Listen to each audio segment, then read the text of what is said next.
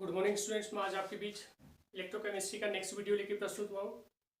Topic start करने से पहले मैं आप लोगों के सामने कुछ बातें शेयर करूँगा।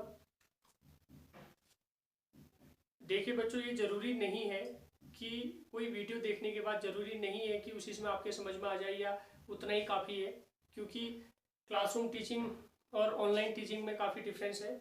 तो अगर आप लोगों को कुछ चीज़ें समझ में नहीं आ रही है या कोई कॉन्सेप्ट या कोई अगर टॉपिक समझ में नहीं आ रहा है तो आप ज़रूर यूट्यूब चैनल के कमेंट बॉक्स में लिखिएगा कि ये समझ में नहीं आ रहा है, तो उससे रिलेटेड मैं नेक्स्ट वीडियो में आपकी प्रॉब्लम को सॉल्व कर सकूं। इसके अतिरिक्त एक बात और, ज़्यादा से ज़्यादा इस चैनल को शेयर एंड सब्सक्राइब कीजिए और लाइक भी कीजिए, ताकि ज़्यादा से ज़्यादा ज़रूरतमंद बच्चों तक ये वीडियो पहुंच सके और इस लॉकडाउन पीरियड में मेरा किया गया ये प्रयास सार्थक साबित हो सके।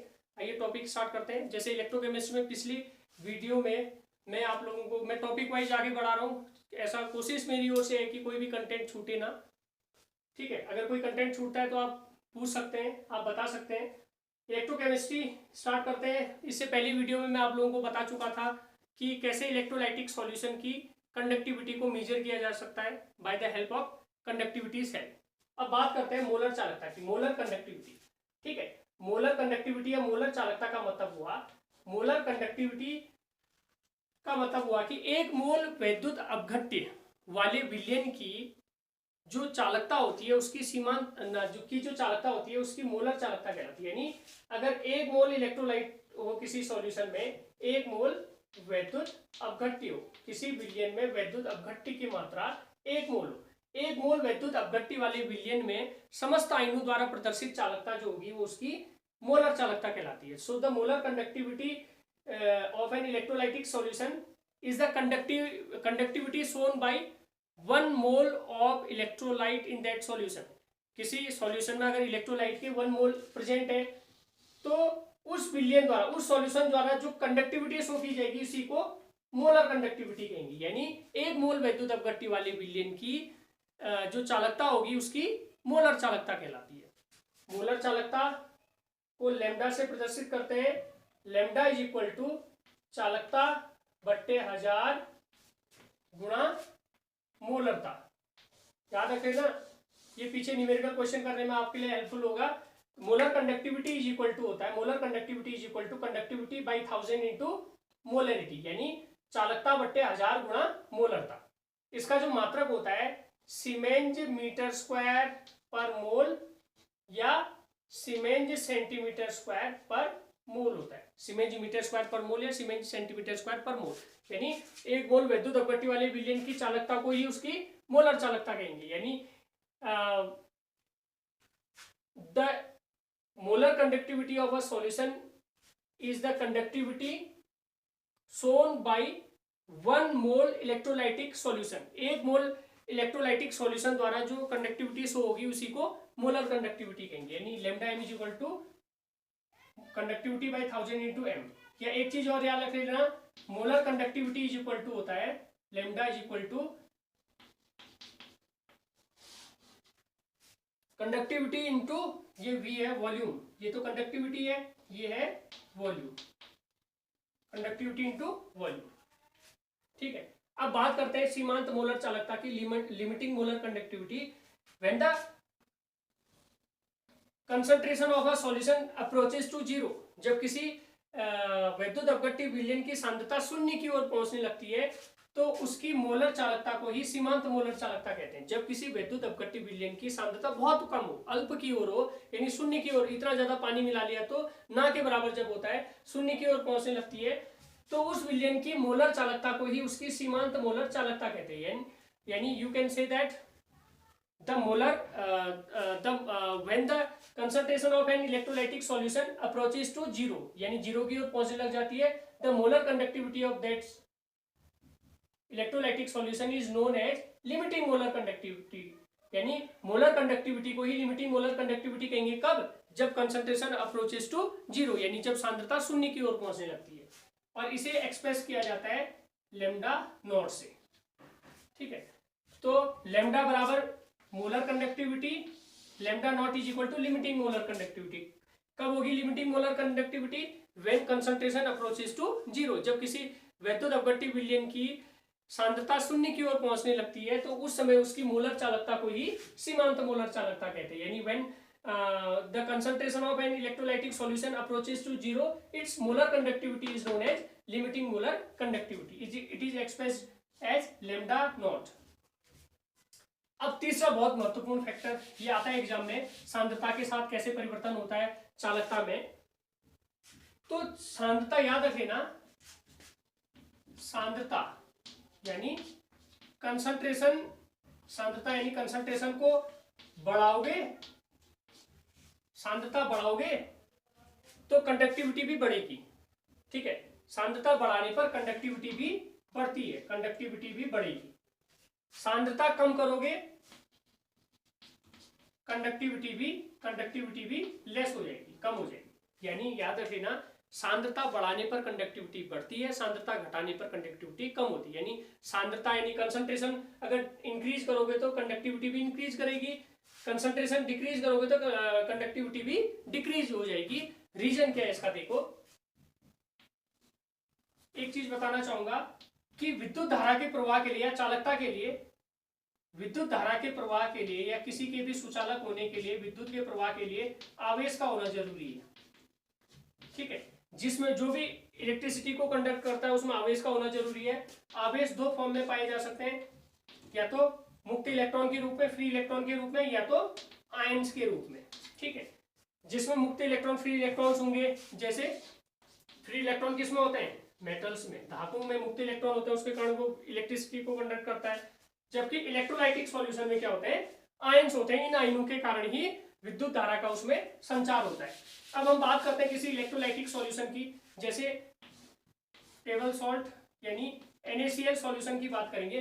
अगर NaCl इलेक्ट्रोलाइटिक सॉल्यूशन यानी इलेक्ट्रोलाइट हमने NaCl लिया, NaCl को जल में घोलेंगे तो ये टूट जाएगा Na पॉजिटिव और Cl नेगेटिव पर। जैसे जैसे कंसंट्रेशन बढ़ेगा सॉल्यूशन में Na पॉजिटिव और Cl नेगेटिव की संख्या जो है क्या होगी, Na पॉजिटिव और Cl नेगेटिव की संख्या क्या हो जाएगी, बढ़ जाएगी।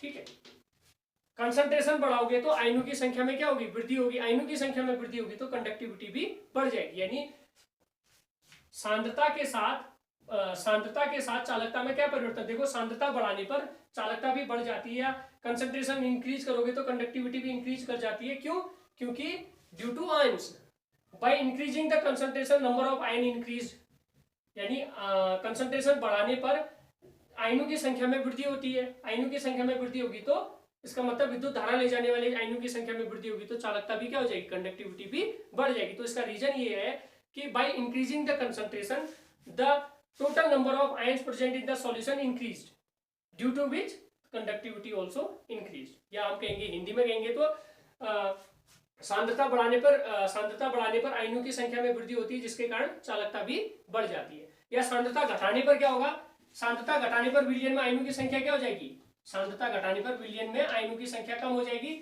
जिसके कारण कंडक्टिविटी भी कम हो जाती है। तो याद रख लेना, कंसंट्रेशन बढ़ाओगे कंडक्टिविटी बढ़ेगी, कंसंट्रेशन घटाओगे कंडक्टिविटी घटेगी। लेकिन मोलर चालकता में ऐसा नहीं होता है। मोलर चालकता में, चौथा टॉपिक है मोलर चालकता में, याद रख लेना, मोलर कंडक्टिविटी या मोलर चालकता जो होगी, ये मोलर चालकता या मोलर कंडक्टिविटी जो है वो सांद्रता कम करोगे तो मोलर कंडक्टिविटी बढ़ती है, इंक्रीज होगी। याद रख लेना, molar conductivity increase by decreasing the concentration, concentration को कम करोगे तो मोलर चालकता बढ़ती है। ऐसा क्यों होता है, देखो जब हमने माना ये NaCl विलयन लिया, NaCl विलयन लिया तो Na positive Cl negative, Na positive और Cl नेगेटिव ये था। तो मोलर यहाँ पे क्या था कि इसकी सांद्रता कैसे घटाएंगे, बाय डाइल्यूटिंग इट, यानी हमने इसमें पानी मिला लिया तो प्रति एकांक आयतन में आयनों की संख्या तो रही तो उतनी, पानी मिलाने पर पूरे विलयन में तो उतनी ही रही, लेकिन प्रति एकांक आयतन में यहाँ तक अभी तक दो Na दो Cl थे, अब एक Na एक Cl हो गया, यानी प्रति एकांक आयतन में आयनों की संख्या में कमी होती है। आयनों की संख्या में कमी होती तो हमें पता है कि मोलर कंडक्टिविटी जो है चालकता गुणा वॉल्यूम होता है। तो मोलर कंडक्टिविटी घटाने मतलब कहने का मतलब है कंसंट्रेशन कम करोगे तो मोलर कंडक्टिविटी भी क्या हो जाएगी, ये भी कम हो जाएगी। लेकिन वॉल्यूम क्या हो जाएगा, अधिक हो जाएगा। कहने का मतलब ये है कि सांद्रता कम करने पर हालांकि चालकता कम हो जाती है, लेकिन वॉल्यूम जो है बहुत ज्यादा हो जाता है। तो वॉल्यूम जितना बढ़ेगा उसकी तुलना में जो चालकता है वो उसमें होने वाली कमी कम होती है। कहने का मतलब ये, या दूसरे शब्दों में मैं ये कहूं कि हमें पता है कि मोलर चालकता और वॉल्यूम यानी आयतन का गुणनफल होता है। तो सांद्रता कम करने पर वॉल्यूम में होने वाली वृद्धि चालकता में होने वाली कमी की तुलना में बहुत ज्यादा होती है, जिसके कारण टोटल मोलर चालकता जो है वो बढ़ जाती है। एक एग्जांपल से समझाता हूं। माना मोलर चालकता किसी बिलियन की, माना कापा की वैल्यू थी 2 और इसकी वैल्यू थी 3, ठीक है। कापा की वैल्यू 2 थी, उसकी वैल्यू 3 थी, तो मोलर चालकता lambda is equal to molar चालकता बराबर कितना आया, 6। अब हमने सांद्रता घटा दी, तो सांद्रता घटाने पर अगर सांद्रता घटाएंगे तो मोलर चालकता में तो कमी, कापा की वैल्यू कम होगी, लेकिन इसमें होने वाली कमी की तुलना में वॉल्यूम में होने वाली वृद्धि कई गुना ज्यादा होती है। यानी ये 3 का क्या हो गया, माना 5 लीटर हो गया, तो 15×50 = 7.5। पहले 6 था, अब 7.5 हो गया। तो इसका मतलब ये हुआ कि सांद्रता घटाने पर मोलर चालकता का मान बढ़ जाता है। ऐसा क्यों होता है, क्योंकि सांद्रता कम करने पर हालांकि कंडक्टिविटी की वैल्यू कम होती है और लेकिन वॉल्यूम की वैल्यू जो होती है बहुत ज्यादा हो जाती है।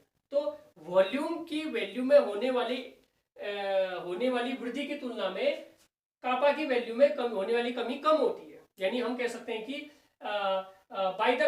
by the dilution को या by decreasing the concentration the value of conductivity decrease while the value of volume increased, but the increasement in the volume is more than the decreasement in the conductivity, so the whole value of molar conductivity also increased by the decreasement in the concentration। यानी सांद्रता में कमी करने पर molar चालकता का मान बढ़ता है, क्योंकि आयतन में होने वाली वृद्धि की तुलना में चालकता में होने वाली कमी कम होती है, जिसके कारण पूरी वैल्यू मोलर चालकता इन दोनों का गुणनफल होता है, इसलिए मोलर चालकता भी क्या हो जाती है, बढ़ जाती है, जैसे एग्जांपल से मैंने आपको बता दिया। अब बात करते हैं कोलराउस के नियम की। अब देखो, हालांकि सांद्रता में होने वाला परिवर्तन दुर्बल और प्रबल वैद्युत अपघट्टियों के लिए अलग अलग होता है। प्रबल वैद्युत अपघट्टी में क्या होता है कि प्रबल वैद्युत अपघट्टी में सांद्रता कम करने पर मोलर चालकता का मान धीरे धीरे ग्रेजुअली इंक्रीज होता है, जबकि दुर्बल वैद्युत अपघट्टी में तनुकरण पर हमें पता है कि जब बहुत ज्यादा पानी मिलाएंगे तो डिसोसिएशन पूरा हो जाएगा, यानी आयनन बहुत ज्यादा हो जाएगा, आयनन पूरा हो जाएगा, तो इसका मतलब जितने भी उसमें दुर्बल वैद्युत अपघट्टी है सब अपने आयनों में टूट जाएंगे। अब लेकिन आयनों में टूट जाएंगे तो इतने कम आयन होंगे कि उसकी मोलर चालकता का मान निकालना वहां पे संभव नहीं हो सकता है। लेकिन जनरली याद रख लेना, सांद्रता कम करने पर आयनन की मात्रा में भी वृद्धि होती है, जिसके कारण मोलर चालकता का मान क्या होता है, बढ़ जाता है। चाहे दुर्बल हो या प्रबल हो, उसमें बढ़ जाएगा, लेकिन प्रबल वाले में धीरे धीरे बढ़ेगा, दुर्बल वाले में बहुत ज्यादा तनुकरण पर हम कह सकते हैं कि बहुत ज्यादा तनुकरण का मतलब बहुत ज्यादा पानी मिला लिया, यानी बहुत ज्यादा डाइल्यूशन पर क्या होगा कि मोलर चालकता का मान, हालांकि कापा की वैल्यू क्या होगी, कापा की वैल्यू बढ़ेगी तो सही, लेकिन इसका मान इतना कम हो जाएगा कि उसकी एग्जैक्ट वैल्यू निकालना संभव नहीं हो पाएगा। नेक्स्ट वन बात करते हैं कोलराउस के नियम की, बहुत इंपॉर्टेंट है, Kohlrausch law of independent migration of ions. Kohlrausch के अकॉर्डिंगली बहुत इजी है, जो लेमडा नॉट था वो lambda cation plus lambda anion, यही कोलराउस का नियम है। बस इसको याद रख लो, अपने शब्दों में खुद व्यक्त करो। यानी किसी विलयन की सीमांत मोलर चालकता उस विलयन के धनायन तथा उस विलयन के ऋणायनों की सीमांत मोलर चालकताओं के योग के बराबर होता है।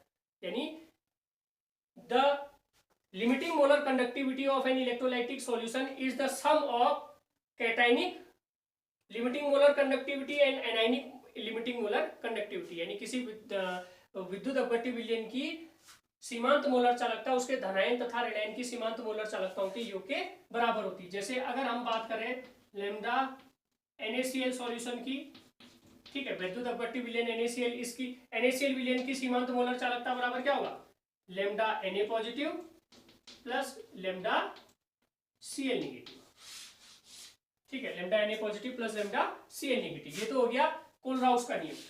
अब कोलराउस के नियम का उपयोग करते हुए दुर्बल वैद्युत अपघट्य के वियोजन स्थिरांक का मान भी हम ज्ञात कर सकते हैं। देखो वीक इलेक्ट्रोलाइट के लिए, हाँ ये दुर्बल वैद्युत अपघट्य के लिए वीक इलेक्ट्रोलाइट, क्योंकि स्ट्रॉन्ग इलेक्ट्रोलाइट तो कंप्लीटली डिसोसिएट इनटू आयंस होंगे, वो पूरी तरह से अपने आयनों में वियोजित हो जाते हैं, लेकिन वीक इलेक्ट्रोलाइट ऐसे इलेक्ट्रोलाइट होते हैं जो पूर्णतः अपने आयनों में वियोजित नहीं हो पाते। तो वीक इलेक्ट्रोलाइट के लिए value of dissociation alpha is equal to होता है lambda by lambda naught. Dissociation की value alpha is equal to,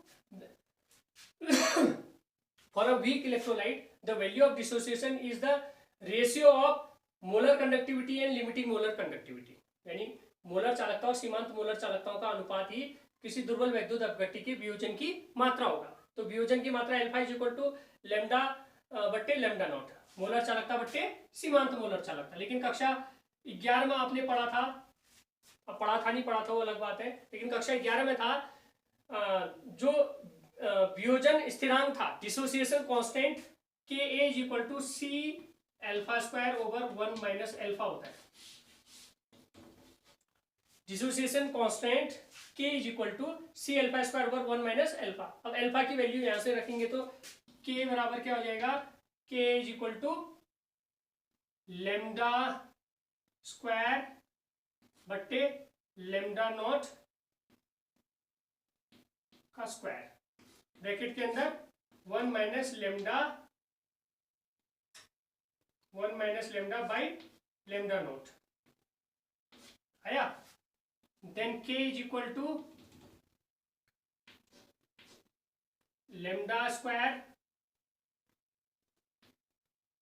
बट्टे लेमडा नॉट का स्क्वायर, ब्रैकेट के अंदर ये इससे मल्टीप्लाई करो क्या हो जाएगा, सॉल्व करो इसको, लेमडा नॉट माइनस लेमडा बट्टे लेमडा नॉट, ये आया। लेमडा नॉट से इसकी पावर कट गई, क्या आया आप ऊपर लिखता हूं मैं, देखो के बराबर, यानी dissociation constant for weak electrolyte के is equal to dissociation constant is equal to lambda square by lambda naught, bracket के अंदर क्या बचा, lambda naught minus lambda.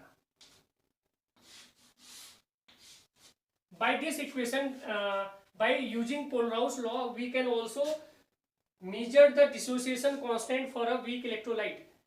Kohlrausch के नियम का अनुप्रयोग भी हो गया ये, या कोलराउस के नियम के उपयोग करते हुए किसी दुर्बल वैद्युत अपघट्य के लिए वियोजन स्थिरांक, यानी डिसोसिएशन कांस्टेंट है ये, वियोजन स्थिरांक डिसोसिएशन कांस्टेंट की वैल्यू भी निकाली जा सकती है। तो दो अनुप्रयोग हो गए कोलराउस के नियम के, एक धनायन और ऋणायन की सीमांत मोलर चालकताओं द्वारा विलयन की सीमांत मोलर चालकता निकालना, और दूसरा वीक इलेक्ट्रोलाइट या दुर्बल वैद्युत अपघट्य के लिए वियोजन स्थिरांक की गणना की जा सकती है, जहां lambda is equal to molar चालकता है, lambda not is equal to सीमांत मोलर चालकता है।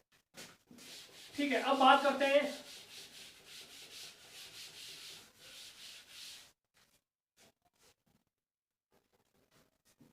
करते हैं किसकी बात करें, वैद्युत अपघटन। देखो वैद्युत अपघटन, इलेक्ट्रोलाइसिस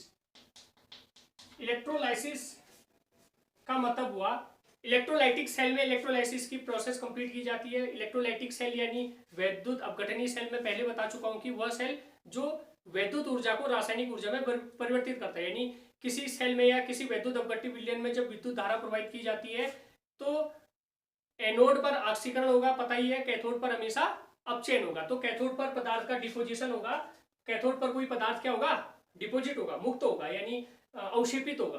तो वैद्युत अपघटन के संदर्भ में जैसे एक एग्जांपल दिखा देता हूं पहले, जैसे NaCl है, NaCl के विलयन में हमने इलेक्ट्रिसिटी कंडक्ट की, मतलब इलेक्ट्रिसिटी प्रोवाइड की, विद्युत धारा प्रोवाइड की। तो विद्युत धारा प्रोवाइड करने पर NaCl टूटा Na positive plus Cl negative. ठीक है, Na positive plus Cl negative. हमारे पास दो इलेक्ट्रोड हैं, एक है एनोड और दूसरा है कैथोड। एनोड पर क्या क्रिया होती है, देखो एनोड पर हमें पता है कि हमेशा ऑक्सीकरण की क्रिया, ऑक्सीडेशन होगी, और कैथोड पर हमेशा रिडक्शन की प्रोसेस होगी। अब इसमें किसका एनोड ले किसका कैथोड ले, एक चीज याद रख लेना कि जब आपने किसी इलेक्ट्रोलाइट का डिसोसिएशन किया, जब इलेक्ट्रोलाइट को अपने आयनों में तोड़ा, डिसोसिएशन किया यानी आयनन किया, तो अगर ऋणात्मक आयन यानी निगेटिव आयन अगर ऑड नंबर पर हो, यहाँ एक है ना, एक का मतलब ऑड नंबर पे है, तो इक्वेशन को बैलेंस करने के लिए 2 से मल्टीप्लाई कर देना, 2 2 2। ये क्यों होगा अभी समझ में आ जाएगा। ये इसलिए किया जाता है ताकि इक्वेशन को बाद में बैलेंस किया जाए। स्टोइकियोमेट्री उसकी ठीक इसलिए की जाती है क्योंकि अभी देखना कि अधात्विक आयन क्या होते हैं, अधातु जितने भी होते हैं वो मॉलिक्यूल्स डायएटॉमिक फॉर्म में पाए जाते हैं, तो वहाँ पे उसको डायएटॉमिक गैसेस फॉर्म में रिलीज करने के लिए फिर इक्वेशन की स्टोइकियोमेट्री गड़बड़ा जाती है। इसलिए याद रख लेना कि अगर आपने आयनों का वियोजन किया, अगर ऋणायन या ऋणायन जो होगा यानी एनायन जो होगा अगर ऑड नंबर पर होगा तो उसे पहले इवन कर लेना। अगर ऑलरेडी इवन है तो इसका मतलब जो दोबारा गुणा करने की जरूरत नहीं। जैसे CaCl2 लेते तो Ca2 positive plus 2Cl negative. ठीक है, 2Cl निगेटिव। फिर भी वैसे भी अगर ये समझ में ना आए तो मैं बेसिक केमिस्ट्री पर आधारित कुछ वीडियोस बनाने वाला हूँ, वो आप लोग जरूर देखिएगा ताकि आपको बेसिक कॉन्सेप्ट क्लियर हो जाए। क्योंकि कोई बहुत सी चीजें ऐसी हैं केमिस्ट्री में, अगर बेसिक क्लियर ना हो तो खाली रटना पड़ता हो, जहाँ पे रटोगे तो वहाँ पे भूल जाओगे। ठीक है, तो अभी जनरली देखो मैंने क्या कहा, जो निगेटिव आयन ऑड होंगे तो उसको इवन कर लिया। एनोड पे हमेशा ऑक्सीडेशन होगा, और ऑक्सीडेशन उसी का होगा जिसके पास इलेक्ट्रॉन ऑक्सीडेशन का मतलब releasing of electron. Electron release कौन करेगा, जिस पर इलेक्ट्रॉनों की अधिकता हो। तो निगेटिव आयन को एनोड पर लिख देना, पॉजिटिव आयन को कैथोड पर लिख देना। हो गया, सिंपल मेथड बता रहा हूं कि डिसोसिएट किया, पहले आयनों में तोड़ा, आयनों में तोड़ने के बाद अब पॉजिटिव और निगेटिव लगाना वैलेंसी पे डिपेंड है। ठीक है, ये वैलेंसी आप लोगों को आती होगी, नहीं आती होगी तो चलो मैं इससे रिलेटेड भी वीडियो शेयर करूंगा आप लोगों के साथ। Na पॉजिटिव और Cl निगेटिव। मैंने क्या कहा, निगेटिव आयन अगर ऑड नंबर पे होगा तो उसे इवन कर लिया। एनोड पे ऑक्सीडेशन होगा, और ऑक्सीडेशन का मतलब इलेक्ट्रॉन त्यागना। इलेक्ट्रॉन वही त्यागेगा जिस पर इलेक्ट्रॉनों की अधिकता होगी। इसने इलेक्ट्रॉन त्यागे, 2 इलेक्ट्रॉन इसने त्यागे तो क्या बना लिया, 2Cl, यानी चार्ज उड़ गया। ये 2Cl हमें पता है कि Cl जो है किस रूप में पाया जाता है, डायटोमिक फॉर्म में। Cl2 क्लोरीन गैस के रूप में मुक्त हो गया कहाँ, एनोड पर। ये त्यागे गए इलेक्ट्रॉन कैथोड पर जो पहुंचे वो एक्सेप्ट किए जाएंगे किसके द्वारा, सोडियम द्वारा। 2 निगेटिव से 2 पॉजिटिव कट गया, क्या बना 2Na, यानी सोडियम धातु अपचित कहां पर होगी, कैथोड पर। तो याद रख लेना, ये एग्जांपल इसलिए बताया क्योंकि फैराडे के नियम में अभी आपके समझ में आएगा कि एक इलेक्ट्रोड पर कोई धातु या कोई तत्व क्या होता है, अवशेपित होता है, डिपोजिट होता है। तो इन द इलेक्ट्रोलाइसिस के प्रोसेस, यानी ये जो पदार्थ डिपोजिट हुआ, इसके संदर्भ में जो फैराडे थे एक महत्वपूर्ण नियम दिया, एक नहीं 2 नियम दिए थे। फैराडे के नियम, Faraday's law. Next one, Faraday के विद्युत अपघटन के नियम। 2 नियम दिए थे। जो पहला नियम था, पहले नियम के accordingly M proportional to Q, बस ये याद रख लो, बाकी अपनी भाषा में बना लेना। यानी कहने का मतलब विद्युत अपघटन की क्रिया में किसी भी एक इलेक्ट्रोड का मतलब कैथोड पर होता है, किसी एक इलेक्ट्रोड पर मुक्त हुए पदार्थ का जो द्रव्यमान होगा या मुक्त हुए पदार्थ की जो मात्रा होगी वो प्रवाहित आवेश के अनुक्रमानुपाती होता है। In the electrolysis process the mass of deposited substance या mass of deposited substance at cathode is directly proportional to the charge. किसके प्रोपोर्शनल होगा, वो चार्ज के प्रोपोर्शनल होगा। यानी विद्युत अपघटन की क्रिया में किसी इलेक्ट्रोड पर मुक्त हुए पदार्थ का जो द्रव्यमान होगा या पदार्थ की जो मात्रा होगी वो आवेश के अनुक्रमानुपाती होती है। तो M proportional to Q is equal to, हमें पता है Q इज इक्वल टू क्या होता है, I इंटू टी, विद्युत धारा गुणा समय। तो M प्रोपोर्शनल टू क्या आ जाएगा, I इंटू टी। तो या M इज इक्वल टू, जब भी प्रोपोर्शनल हटता है प्रोपोर्शनल लगता है, इक्वल लगता है, तो एक कांस्टेंट आ जाता है Z I, where z is a constant which is known as, जहां पे z एक इस तरह के जिसे कहते हैं वैद्युत रासायनिक तुल्यांक, वैद्युत रासायनिक तुल्यांक, electrochemical equivalent, where z is a constant which is known as electrochemical equivalent.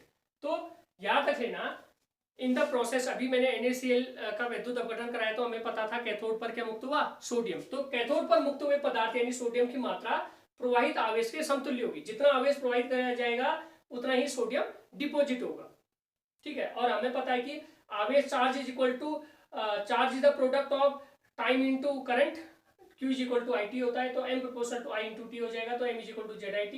So where Z is a constant which is known as electrochemical constant या इलेक्ट्रोकेमिकल इक्विवेलेंट, ठीक है। तो वैद्युत अपघटन की क्रिया में इलेक्ट्रोड पर मुक्त हुए पदार्थ का जो द्रव्यमान होगा वो किसके समतुल्य होता है, किसके अनुक्रमानुपाती होता है, आवेश के। यानी इतना याद रखो, in the electrolysis process the amount of substance deposited at electrode is proportional to the amount of charge. जितनी धारा प्रवाहित होगी उतना पदार्थ डिपोजिट होगा। दूसरा नियम है, इससे समझ में आएगा, दूसरे नियम को मैं समझाता हूं। इसमें हमने लिया CaCl2 सॉल्यूशन, इसमें लिया MgCl2 सॉल्यूशन। यहाँ पे इलेक्ट्रोड पर मुक्त होगा कैल्शियम, यहाँ पे इलेक्ट्रोड पर मुक्त होगा क्या, मैग्नीशियम धातु मुक्त होगी इलेक्ट्रोड पर। तो विभिन्न वैद्युत अपघटनीय विलयनों में अगर समान विद्युत आवेश प्रवाहित किया जाए, अगर यानी विभिन्न वैद्युत अपघटनीय विलयनों में अगर समान विद्युत आवेश प्रवाहित किया जाए तो इलेक्ट्रोडों पर मुक्त हुए पदार्थ का द्रव्यमान जो होता है उनके वैद्युत जो उनके तुल्यांकी भारों के समतुल्य होता है, उनके इक्विवेलेंट वेट के समतुल्य होगा, यानी अनुक्रमानुपाती होता है या समतुल्य होता है। यानी दोबारा रिपीट कर रहा हूं, विभिन्न वैद्युत अपघटनीय विलयनों में समान मात्रा में विद्युत धारा प्रवाहित करने पर, सॉरी धारा नहीं, विद्युत आवेश प्रवाहित करने पर इलेक्ट्रोडों पर मुक्त हुए पदार्थ का द्रव्यमान उन पदार्थों के तुल्यांकी भार का मतलब इक्विवेलेंट वेट के अनुक्रमानुपाती होता है। When we flow equal amount of charge in different electrolytic solution, the amount of substance deposited at electrode is proportional to the equivalent weight of that substance, उस substance के equivalent weight के समतुल्य होगा। यानी विभिन्न वैद्युत अपघटनीय सेलों में समान मात्रा में विद्युत को या समान मात्रा में आवेश प्रवाहित करने पर इलेक्ट्रोडों पर मुक्त हुए पदार्थ का जो द्रव्यमान होगा वो उनके तुल्यांकी भारों के बराबर होगा, इक्विवेलेंट वेट के बराबर नहीं, अनुक्रमानुपाती होगा। देखो कैल्शियम 2 पॉजिटिव से क्या बनना है, Ca बनना है, और Mg2 पॉजिटिव से Mg बनना है ना। यानी इसमें भी कितने इलेक्ट्रॉनों की आवश्यकता है, 2 इलेक्ट्रॉनों की आवश्यकता है। इसको भी कितने इलेक्ट्रॉनों की आवश्यकता है, 2 मोल यानी 2 फैराडे इलेक्ट्रॉनों, 2 फैराडे चार्ज की आवश्यकता यहाँ भी है, 2 फैराडे चार्ज की आवश्यकता यहाँ भी है कैल्शियम को डिपोजिट करने में और मैग्नीशियम को डिपोजिट करने में। यानी दोनों को कैल्शियम और मैग्नीशियम प्राप्त करने के, यहाँ पे कैल्शियम डिपोजिट होगा, यहाँ पे मैग्नीशियम डिपोजिट होगा, दोनों में 2-2 फैराडे हमने चार्ज फ्लो किया। लेकिन कैल्शियम जो होगा इसके इक्विवेलेंट वेट के बराबर यहाँ पे डिपोजिट होगा। कैल्शियम का इक्विवेलेंट वेट यानी मोलर मास कितना होता है, 40 ग्राम, और मैग्नीशियम कितना प्राप्त होगा, मैग्नीशियम का मोलर मास कितना होता है, 24 ग्राम। अब आया समझ में। यानी विभिन्न वैद्युत अपघटनीय विलयनों में अगर समान आवेश प्रवाहित किया जाता है तो उनके इलेक्ट्रोडों पर मुक्त हुए पदार्थ का द्रव्यमान समान नहीं होगा, वो उनके इक्विवेलेंट वेट के समतुल्य होगा। यानी उनके इक्विवेलेंट वेट यानी तुल्यांकी भारों के समतुल्य होगा। यानी जैसे कैल्शियम और मैग्नीशियम वाले इन दोनों सॉल्ट सॉल्यूशन या इलेक्ट्रोलाइटिक सॉल्यूशन में समान मात्रा में विद्युत आवेश प्रवाहित किया हमने, यहाँ पे भी 2 फैराडे किया, यहाँ पे भी 2 फैराडे आवेश प्रवाहित किया। लेकिन यहाँ पे कैल्शियम कितना डिपोजिट होगा, इसके इक्विवेलेंट वेट यानी तुल्यांकी भार 40 के बराबर 40 ग्राम होगा, और यहाँ पे ये कितना मैग्नीशियम कितने ग्राम होगा, 24 ग्राम। तो ये फैराडे के वैद्युत अपघटन के 2 नियम थे। इसके संदर्भ में जो न्यूमेरिकल प्रॉब्लम्स है उससे रिलेटेड वीडियो में बाद में शेयर करूंगा। तो इस चैनल को प्लीज लाइक और सब्सक्राइब और शेयर भी कीजिएगा। धन्यवाद।